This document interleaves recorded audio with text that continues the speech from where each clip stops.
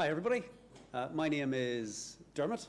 I am from Auckland University of Technology in New Zealand, although I am from Northern Ireland, which is why my accent and my institute don't match. For the next 15 minutes, I'm going to take you back to lockdown, so for that I apologise. This is a piece of work, a piece of research on the human impacts of technology in what we do. The impact of COVID on studio-based teaching. And in layman's terms, what that means is as we were coming out of COVID, what we were observing was something of an ad hoc approach to the new normal. Some technologies seem to remain, other things seem to return to pre-COVID normals. There didn't seem to be any strategy around this. Myself and my collaborators chose to try and gather some data on what was actually going on. So we've got some sort of an empirical base for making decisions on how we move forward as educators in this.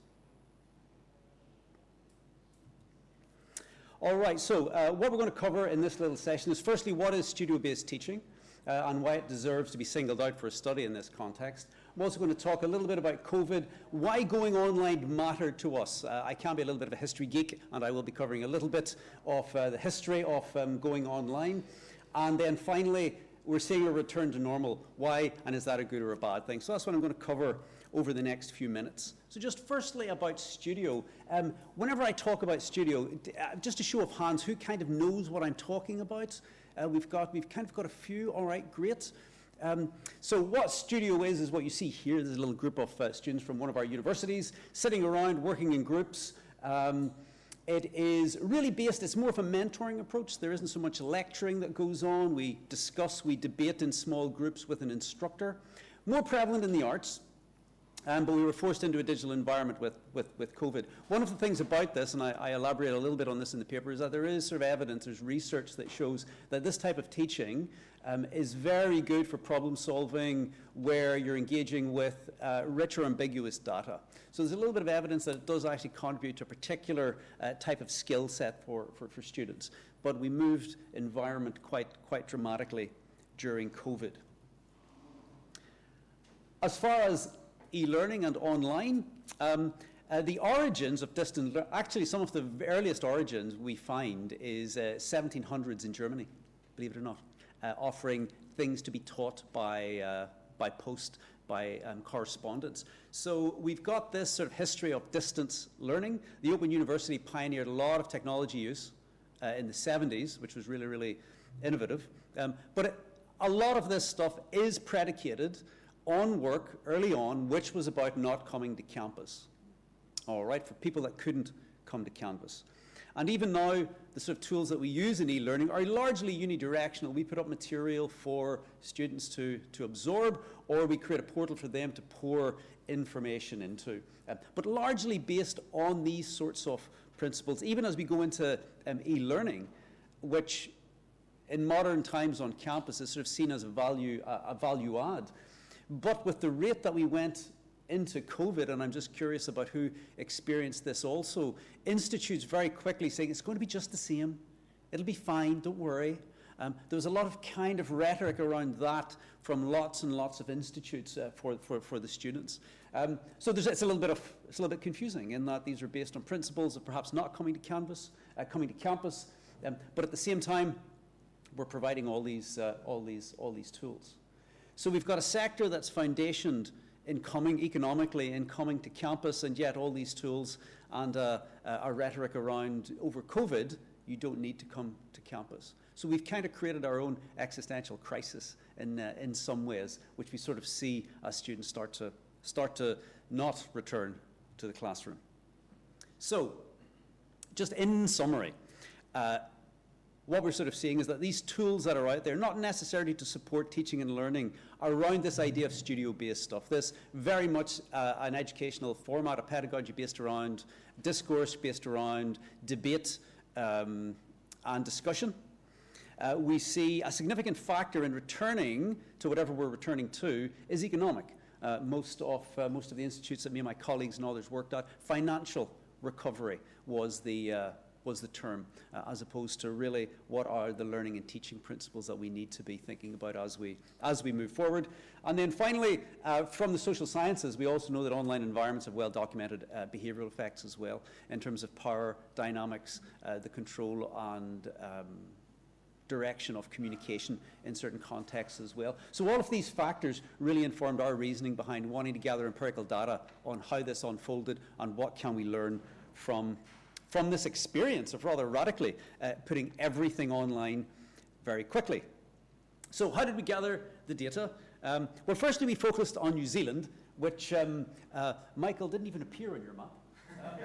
Over here, really tiny.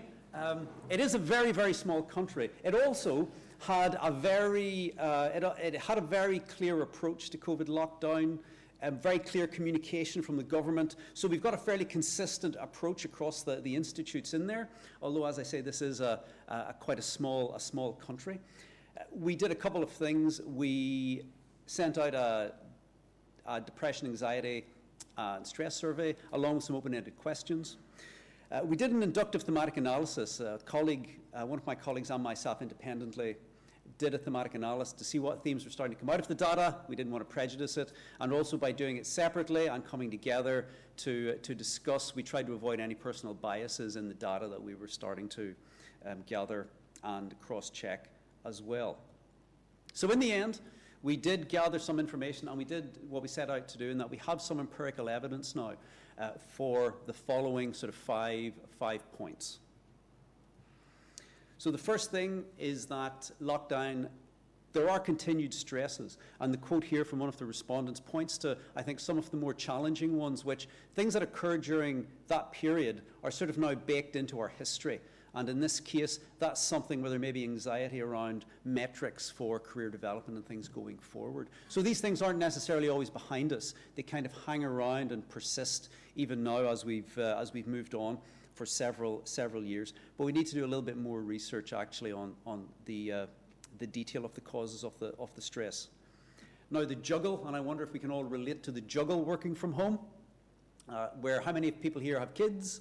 How many people were sort of flatting at that time? All right, we had heaps of things going on, and it was really difficult, and it was really challenging. And here we see people setting the bar at 80%, which whenever you take pride in your work, as we all do as humans, having to accept that we were not going to do the job as well as we know we can be difficult for us. There can be real difficulties with that. However, there was a bit of a paradox as well, in that also staying at home, playing with sports, doing things with the kids, doing things with the family, perhaps being able to talk to people over a fence, being able to manage certain things, like in this from another respondent, meetings.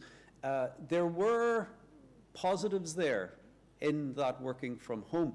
But of course, there's two sides to this, as the previous slide showed, and we haven't yet, we need to gather further information to really properly understand the subtleties there, because that's important. There's something important going on in both the pros and the cons of working from home. Physical constraints were a bit of an issue. And again, within the data, there's some suggestion that bigger houses and so on, people were able to handle being in those environments far better than the younger professionals that had more limited space. But there's also some arguments around whether or not they were able to kind of work properly or be properly supported whenever they were at home as well. So there are also questions about the home configuration. Does that need to change? Do we need to be thinking about those sort of design factors sort of moving forward as a society? The second last theme is about that digital to physical translation. And in fact, whenever Michael was talking just a few moments ago, I was thinking about this where Michael, you had some great examples of real online innovative things that you were doing with your work.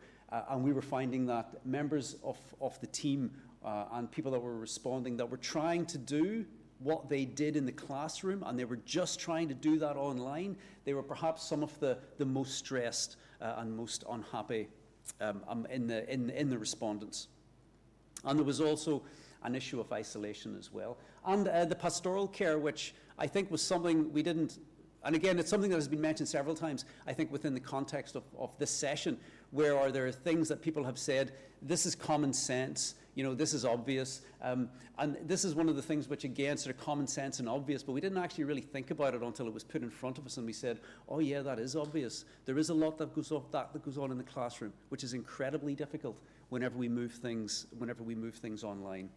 So that lack of face-to-face contact really affects the duty of care that we sort of naturally, as educators, can kind of pick up on in the class, who's speaking, who's been quiet. So in summary, just to finish off, now, correctly or incorrectly, the research was predicated on the idea that there are valuable lessons in here in terms of going online, what are some of the benefits, what are some of the opportunities, and what we can learn going forward, but then also the potential for this type of thing to happen again and a need to return online. And it seemed a shame that we weren't developing any type of an initial strategy into what that might start to look like or gather evidence. There were a lot of factors in all of this. I think that was one of the things that we came out. There were no silver bullets. Distance learning, e-learning are kind of merged together. And there are also political and economic factors that go into these things as well. What was interesting was about how this as a technique is really important for students to be able to process ambiguous, rich data sets. And that, I think, going forward more and more in the contemporary sort of education landscape is really important. That is an important skill set.